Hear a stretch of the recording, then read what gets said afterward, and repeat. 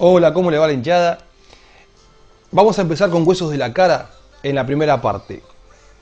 Habíamos dicho que la cabeza estaba formada por una caja ovoide de aproximadamente 1200 centímetros cúbicos, que era el cráneo, que recibía en su parte inferior, en la mitad anterior, al macizo facial.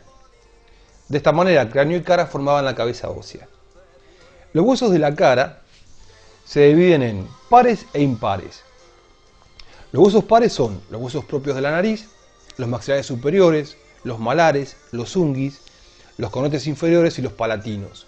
Y los huesos impares son el vómer y el maxilar inferior o hueso mandibular. El hueso maxilar inferior se puede tomar como dos huesos separados que se sueldan, se articulan en la sínfisis mentoniana. Entonces, no hablaríamos de 14, sino que hablaríamos de 15 huesos. De todos modos, no importa. Lo que importa es que la gran división de los huesos de la cara se hace en dos grupos. Los huesos que forman la mandíbula superior, que son todos, y los huesos que forman la mandíbula inferior, que son solamente uno, y es el maxilar inferior. Acá vemos una cara vista de frente. En el tercio medio, el maxilar superior, los huesos propios de la nariz, el malar y el maxilar inferior. En una vista lateral tenemos el maxilar superior, los huesos propios de la nariz, el unguis, el malar y el maxilar inferior. Vamos a hablar de hueso maxilar superior. Es un hueso que actúa como eje en todo lo que es la mandíbula superior. Es cuadrilátero con un cuerpo hueco que presenta el seno maxilar.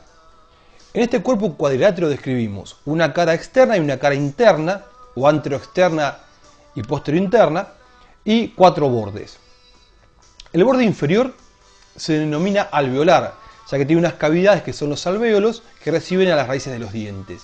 Estas raíces marcan unas saliencias a nivel de la parte más inferior de la cara externa que se denominan eminencias dentarias, de las cuales una se destaca más, que es la eminencia canina. El borde posterior corresponde a lo que se denomina eminencia maxilar o tuberosidad maxilar. Es un borde romo, bien tuberositario, y forma el límite anterior de la fosa pterigomaxilar, que después lo vamos a ver.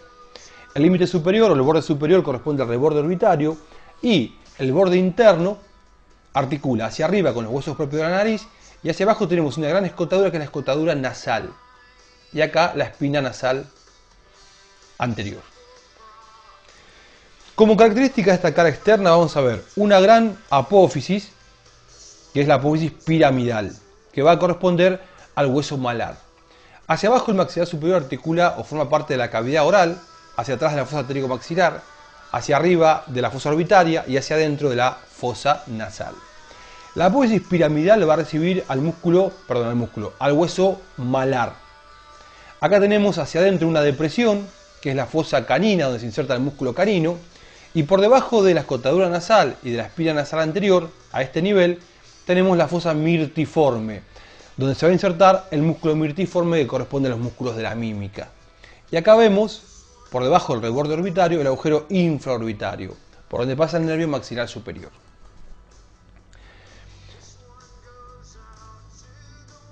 Esto que se ve aquí, esta estructura, que acá la vemos en el hueso de frente, esto se denomina apófisis ascendente o rama montante del maxilar superior. Los otorrinos lo llaman rama montante del maxilar superior.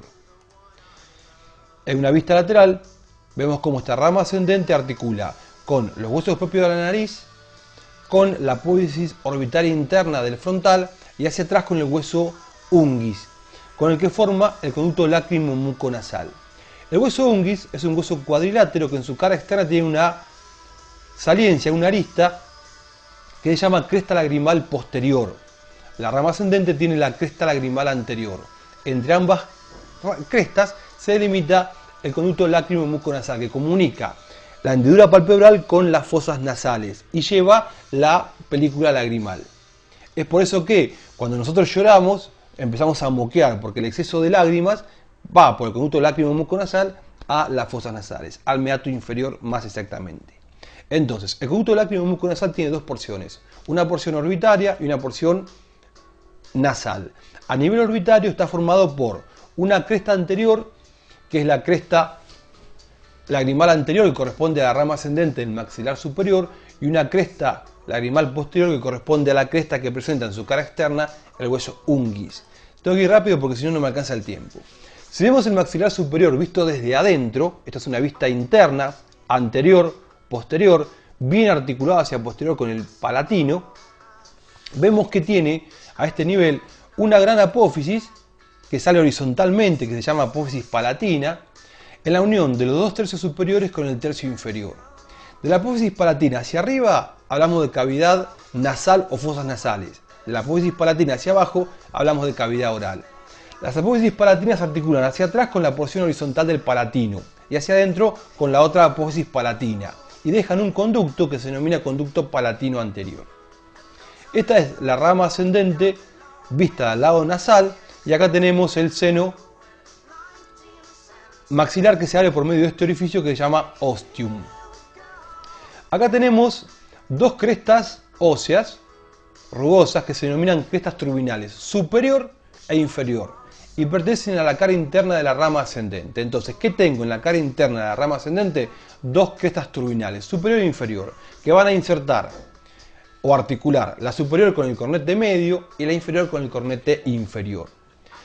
Esto que se ve acá es el unguis, que está bien por detrás de la rama ascendente.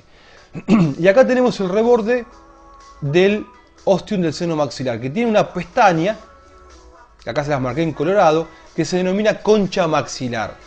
La concha maxilar delimita con la cresta turbinal inferior la parte nasal del conducto lácrimo-muconasal. Entonces, el conducto lácrimo-muconasal tiene dos porciones. Una porción orbitaria, como vimos en la diapositiva anterior, delimitada por las dos crestas lagrimales anterior y posterior de la rama ascendente del maxilar superior y del unguis respectivamente, y una porción nasal que está delimitada por la cresta turbinal inferior hacia adelante y la concha del maxilar hacia atrás. ¿Y qué es la concha del maxilar? Es el reborde anterior del ostium del seno del maxilar que sobresale como una pestaña. Muchas gracias y voy a tomar un vaso de agua. Hasta luego.